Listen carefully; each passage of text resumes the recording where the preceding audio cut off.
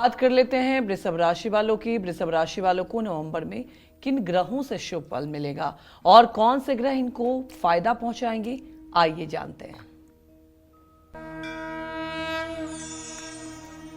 नवंबर का महीना वृषभ राशि के जातकों को मिला जुला परिणाम देगा। ग्रहों की स्थिति कभी सहयोग देगी तो कभी चुनौतियां लाएगी। 16 नवंबर तक सूर्य आपके 6 हाउस में 6वें भाव में नीच राशि में विराजमान रहेंगे। कार्यक्षेत्र, विरोधी या सेहत में मिले जुले परिणाम आपको प्राप्त होंगे।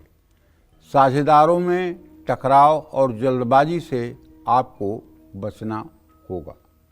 घर में अहंकारपूर्ण माहौल ना बनने दें। 16 नवंबर के बाद सूर्य आपके 7वें भाव में गोचर करेंगे। वैवाहिक जीवन या साझेदारी में मतभेद की संभावना बन रही है। मंगल पूरे महीने 7वें भाव में अपनी ही राशि में गोचर करेंगे। मंगल आपकी ऊर्जा बढ़ाने के साथ साथ क्रोध भी बढ़ा सकते हैं, क्योंकि मंगल सूर्य का जब अंगारक योग होगा तो इसमें क्रोध आना स्वाभाविक है। अगर आपको पहले क्रोध नहीं आता था और अब क्रोध आ रहा है तो आपको अपने ब्लड प्रेशर की भी मॉनिटरिंग करनी चाहिए। और यदि ब्लड प्रेशर ठीक है तो फिर निश्चित रूप से आप किसी न किसी एंजाइटी या भविष्य को लेकर के किसी न किसी चिंता में हैं, ये पक्की बात है। तो अचानक खर्च और विवाद के कारण मंगल नुकसान भी करा सकता है। 23 नवंबर तक बुध आपके 7वें भाव में गोचर करेगा। 23 नवंबर तक आपकी बातों से गलतफहमी होने की संभावना बढ़ेगी। कानूनी दस्तावेज जो भी हैं उसे अच्छे से देखिए। महिला सहकर्मियों या अपने बॉस से अनबन से बचिए। जोखिम या नए निवेश से परहेज करिए। आर्थिक निर्णय सोच समझ कर लीजिए, इसके बाद स्थिति में सुधार आ सकता है। बृहस्पति 3रे भाव में उच्च राशि में रहेंगे। आपको आपकी मेहनत सफल होती हुई दिखाई देगी। भाई बहनों से लाभ मिलेगा। 26 नवंबर तक शुक्र आपके 6ठे भाव में गोचर करेगा। शुक्र मिले जुले परिणाम देगा। सेहत और अपने काम के प्रति लापरवाह न हों। शनि लाभ भाव में वक्री होंगे।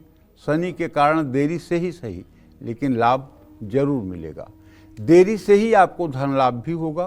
पुराने कार्यों का शुभ फल शनि दे सकता है। राहु नवंबर महीने में आपके 10वें भाव में गोचर करेंगे। राहु के कारण करियर में उतार चढ़ाव की स्थिति आएगी। आपको अपने मान सम्मान का ध्यान रखना होगा। 4थे भाव में केतु का गोचर परिवार में तनाव और मन में बेचैनी बढ़ाएगा। कुल मिलाकर नवंबर महीने में वृषभ राशि वालों को क्रोध, अहंकार और जल्दबाजी से बचना होगा। बचत पर ध्यान दें और अपनी सेहत को लेकर सजग रहें। रिश्तों को लेकर संयमित रहें। जरूरी आपके लिए यही होगा। एक बात मेरी आप मान लीजिए, सारे ग्रह एक तरफ, आप एक तरफ। वो बात मेरी ये है, एकदम हृदय से कह रहा हूँ और आजमाई हुई बात कह रहा हूँ, कोई हल्की फुल्की बात मत समझिएगा। आप नहा करके सूर्य को जल देने के बाद 24 बार गायत्री मंत्र बोल लीजिए। चाहे आप स्त्री हैं, चाहे पुरुष हैं, चाहे युवक हैं, चाहे युवती हैं, चाहे वृद्ध हैं, चाहे युवा हैं। 24 बार गायत्री मंत्र बोलने के बाद एक घी का दिया जलाकर अपने पूजा स्थान में बैठ करके दुर्गा सप्तशती गीता प्रेस की ले लीजिए। उसमें जो दिव्या कवचम है, उस दिव्या कवचम का संपूर्ण पाठ कर जाइए। अगर आपको संस्कृत में नहीं आता है तो हिंदी में पढ़ जाइए। रोज आप यही अपना क्रम बना लीजिए, सुबह सुबह कवच का पाठ करने का।